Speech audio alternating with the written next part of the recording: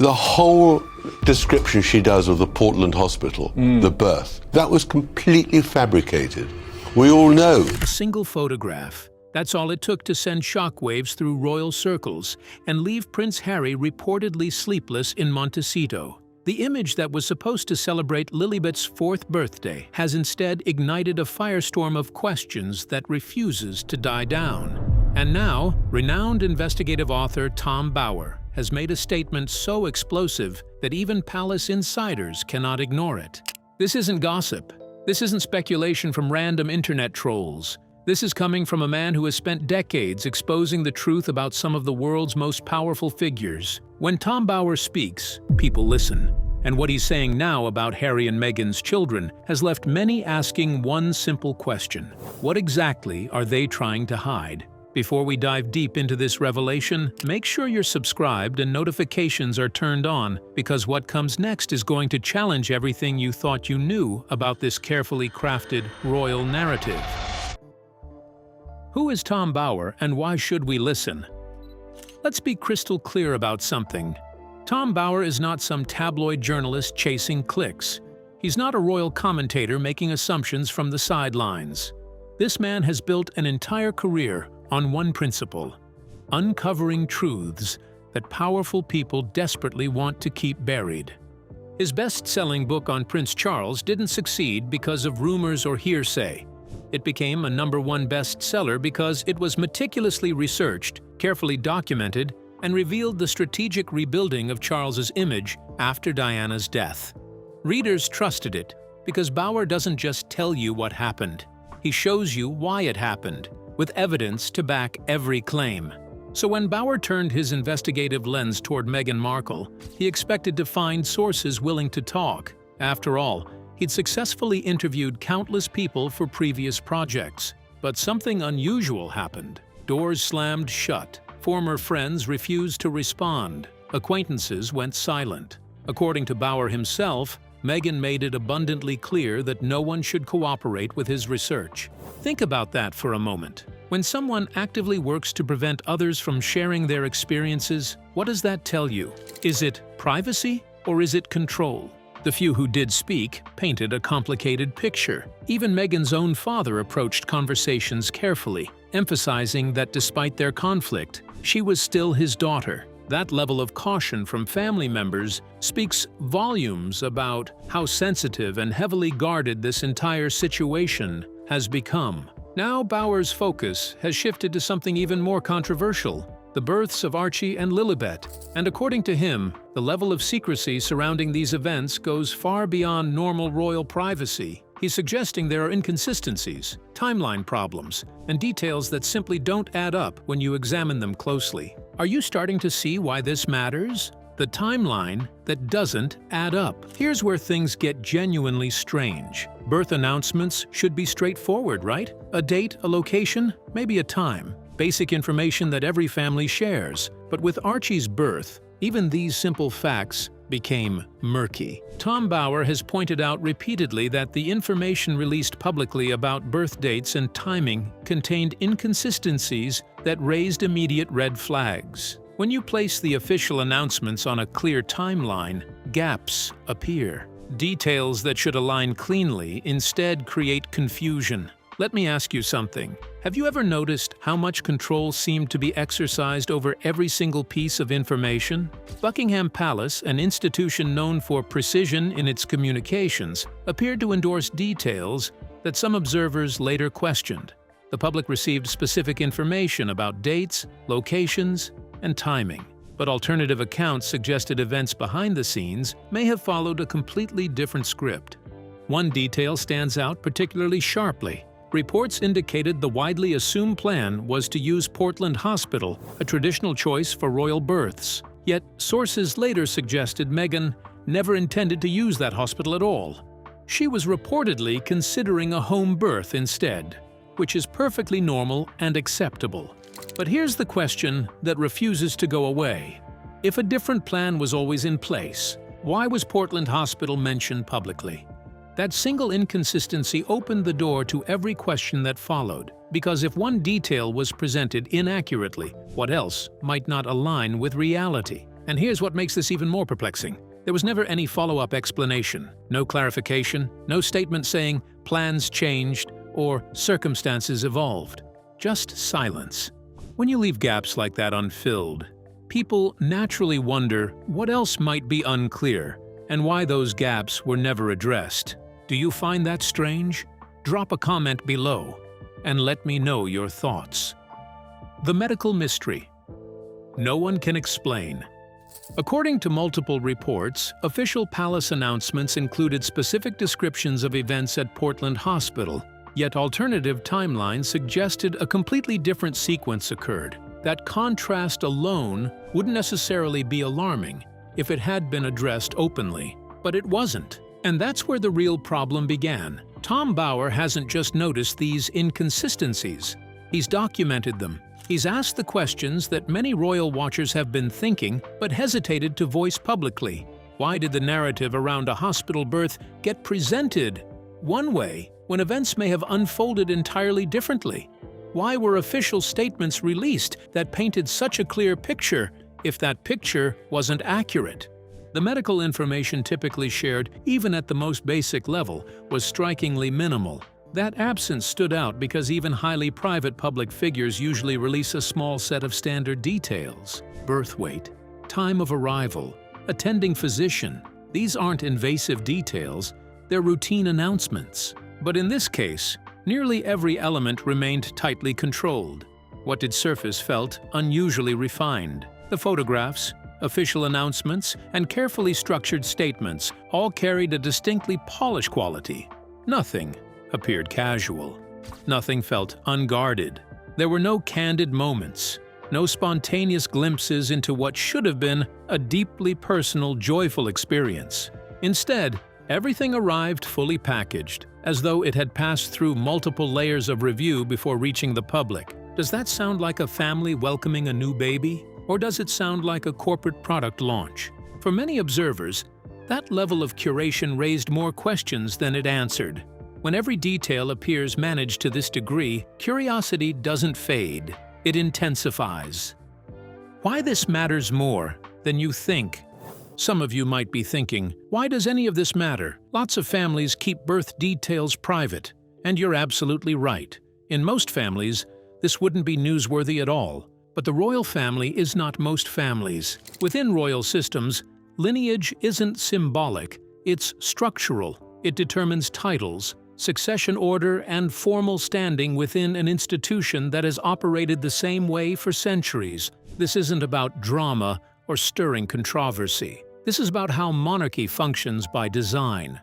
Royal tradition relies on clearly documented lineage to establish eligibility for specific titles and roles. That structure leaves very little room for ambiguity. When details surrounding births remain unclear, or when conventional protocols appear to have been bypassed, questions naturally arise about how those decisions intersect with long-standing conventions. Within that framework, eligibility is typically straightforward. Requirements are either met or they aren't. The uncertainty doesn't come from drama. It comes from unresolved details. And here's what makes this particularly significant. Conversations are reportedly happening quietly among people close to the family, not casual observers, not online commentators.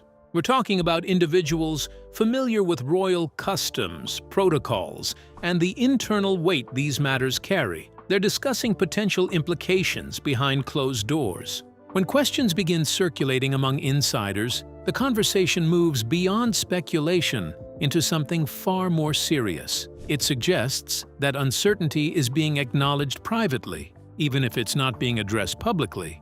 Think about what that means. If the royal family itself has concerns about these matters, doesn't that validate the questions being asked? The Lilibet photo that changed everything. Now we arrive at the moment that intensified everything. The 4th birthday post for Lilibet.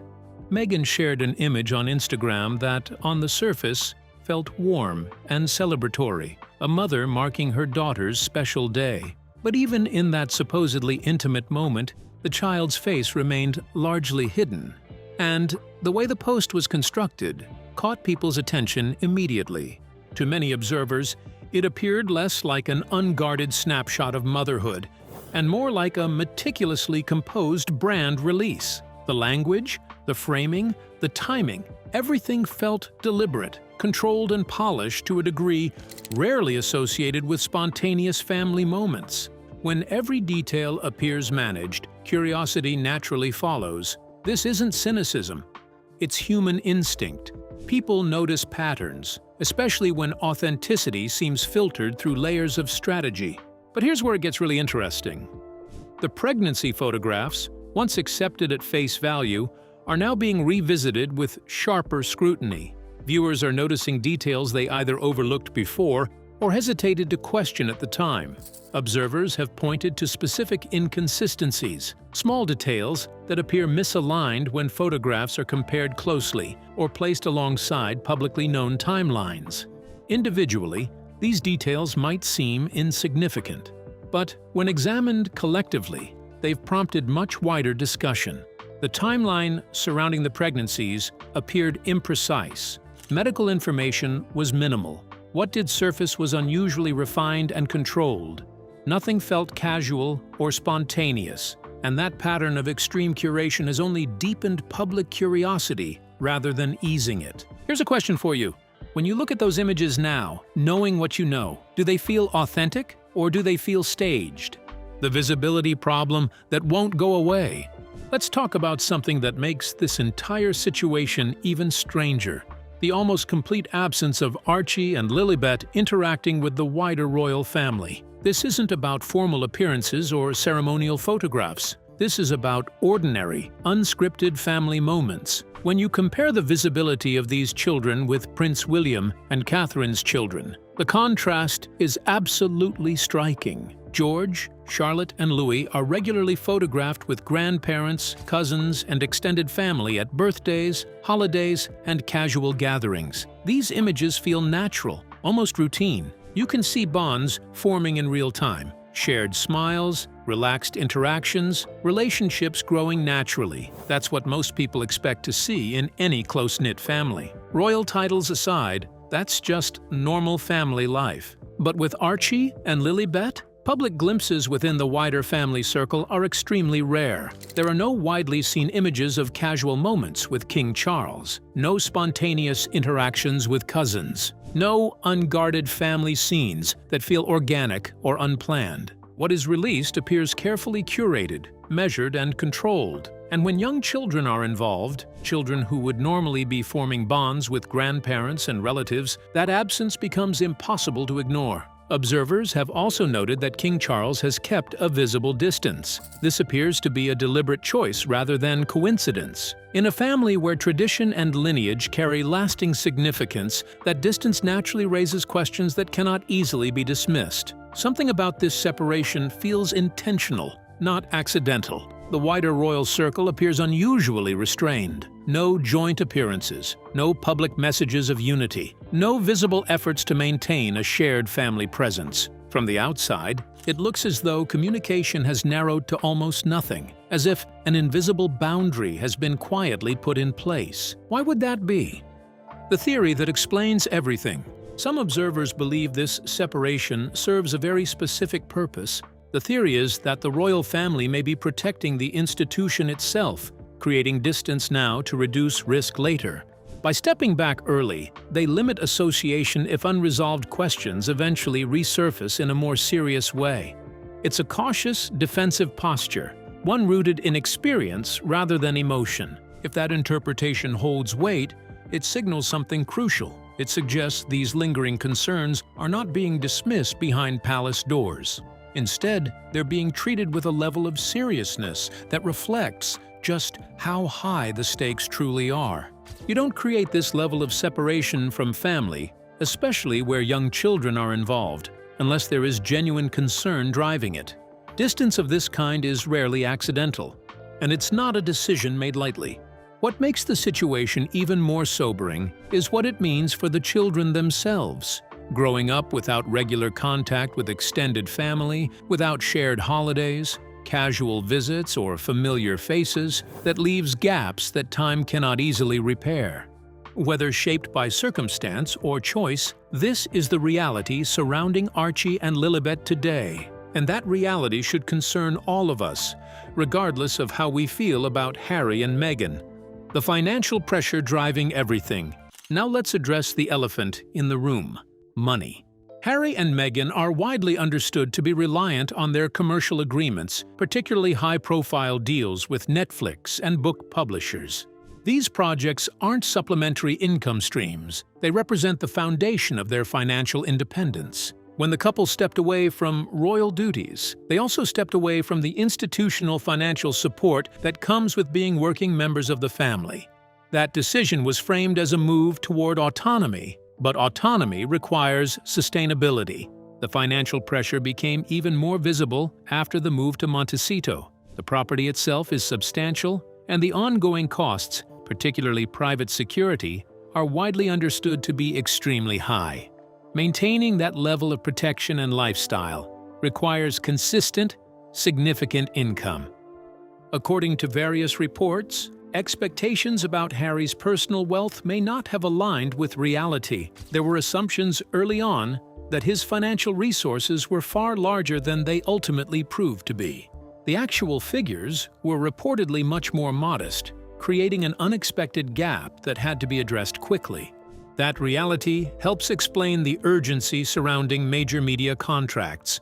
These deals aren't optional extras. They're the primary mechanism for sustaining independence. And here's where the situation becomes especially restrictive for them. Walking away from major contracts like Netflix projects or book deals is not a simple option. These agreements are binding. Stepping back would dramatically alter their financial reality. Without that income, their lifestyle would need to change significantly, from downsizing their home to rethinking long-term plans in Montecito altogether.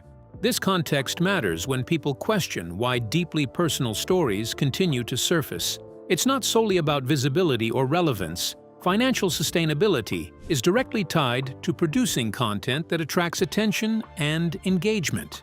In that sense, the pressure isn't abstract, it's structural. Once commitments like these are made, choices narrow, and every public move carries heavier weight than it might appear from the outside. Do you see the bind they're in? Comment below with your thoughts. Harry's breaking point. Reports emerging from Montecito paint a picture that is anything but calm. Those close to Harry describe an atmosphere thick with tension, one that seems to intensify with every new headline. He is reportedly monitoring everything: articles, online commentary, video breakdowns, and speculative threads, absorbing each one as if it carries personal weight. That constant exposure is taking a visible toll. Sources say his sleep has suffered, his patience is thinning, and his behavior has shifted in ways that concern those around him. Pacing, irritability, and emotional exhaustion have become increasingly noticeable. What makes this moment especially striking is the irony at its core. This is the same man who has spoken passionately about mental health, urging others to seek balance, step back, and ask for support when overwhelmed.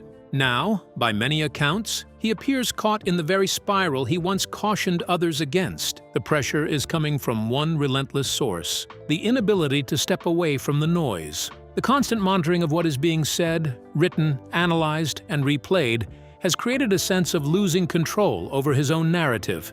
For someone who has lived under public scrutiny since childhood and who has already endured profound personal trauma, this moment appears especially heavy. He's experiencing it all in real time with no off switch.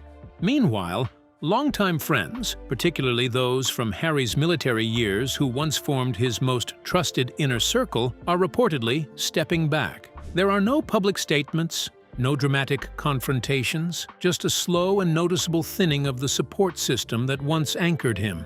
That kind of quiet distance can feel louder than open conflict. From the outside looking in, it's genuinely difficult to watch. This is someone who has already carried a lifetime of public trauma, now navigating yet another storm under relentless scrutiny. Meghan's strategy and its backfire. While Harry appears to be emotionally overwhelmed, Meghan is responding very differently. According to multiple reports, her approach is described as strategic rather than emotional. Legal teams are engaged. Cease and desist letters are being issued.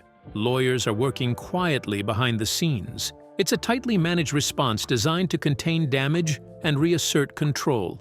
Yet this strategy may be producing the opposite effect. The more aggressively the conversation is suppressed, the more curiosity it fuels. Every legal letter that goes out appears to ignite more scrutiny, more questions, and more people asking the same thing. Why respond so aggressively if there's nothing to clarify? That pattern alone is drawing attention that might otherwise have faded. When you try to silence questions, rather than answer them, you transform ordinary curiosity into suspicion. Restraint becomes resistance. Silence becomes its own statement. And that's exactly what's happening here. The path forward, or lack thereof.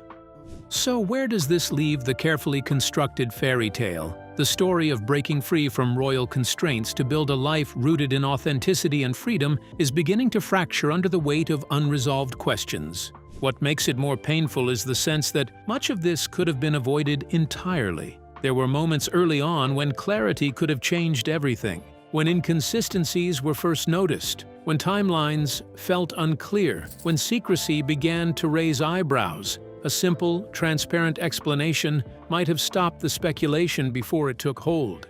Instead, silence filled the gaps. And with each passing day, that silence has allowed doubt to grow stronger, deeper, and far harder to contain. What once appeared to be dignified silence now reads very differently. The quiet approach that initially felt measured and respectful increasingly comes across as defensive.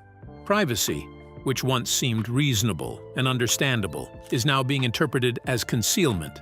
And that shift in perception is critical. From a public relations standpoint, this is deeply damaging. Their image was carefully built around relatability, openness, and the promise of authenticity beyond traditional royal constraints, yet the extreme control surrounding fundamental details of their own narrative undermines that very foundation. When transparency is replaced with rigidity, authenticity begins to feel constructed rather than lived. At this stage, there is only one viable path forward. Provide clarity, address inconsistencies directly, offer straightforward explanations that resolve confusion rather than deepen it. Without that step, uncertainty will continue to grow, and with it, the erosion of trust that no carefully curated image can repair. The legacy question. They now stand at a clear crossroads. One path leads toward openness, a willingness to explain, clarify, and resolve lingering doubts. That option, while uncomfortable, could still restore credibility and finally bring this chapter to a close. The other path is the one they appear to be choosing: continued silence, tightly controlled messaging, and avoidance. But that choice comes with consequences. In matters of royal lineage, uncertainty does not fade with time. It hardens, it gets recorded, it becomes footnoted history. 20 years from now, researchers, commentators, and historians will still revisit these unanswered questions, not out of malice, but because the record was never settled. This isn't speculation, it's institutional reality. Royal history is measured in centuries, not news cycles. What makes this situation especially tragic is how avoidable it all was. Early transparency would have diffused nearly every concern before it had the chance to take root and grow. A willingness to engage openly, to address legitimate concerns rather than shutting conversations down, could have changed everything. Early clarity has a way of stopping speculation before it gains momentum. Instead, silence took over, and now we're watching the consequences unfold in real time. That choice has shaped the narrative more than any rumor ever could. When questions are left unanswered, people don't stop asking. They ask louder, longer, and with greater scrutiny. Closing. So here's the real question we're left with, and I want you to think carefully about this. Is this secrecy driven by understandable personal reasons, or has it created valid concerns that deserve honest answers? How do you see this playing out from here? Does privacy justify the confusion, or has trust already been damaged beyond repair? Tom Bauer has put his reputation on the line by speaking out. He's not a conspiracy theorist or a tabloid journalist. He's an investigative author, who has exposed truths about some of the world's most powerful people. When he raises these questions, they carry weight. The leaked Lilibet photo was supposed to be a simple birthday celebration. Instead, it's become a symbol of everything that's unresolved, unclear, and unexplained about Harry and Meghan's most private family matters. And until those questions are addressed directly and honestly, this story isn't going away.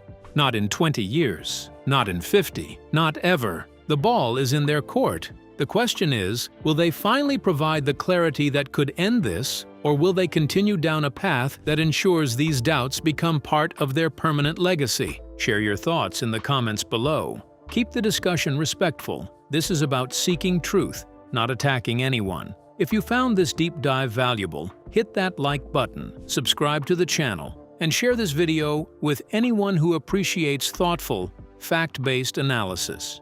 Thanks for watching, and I'll see you in the next one.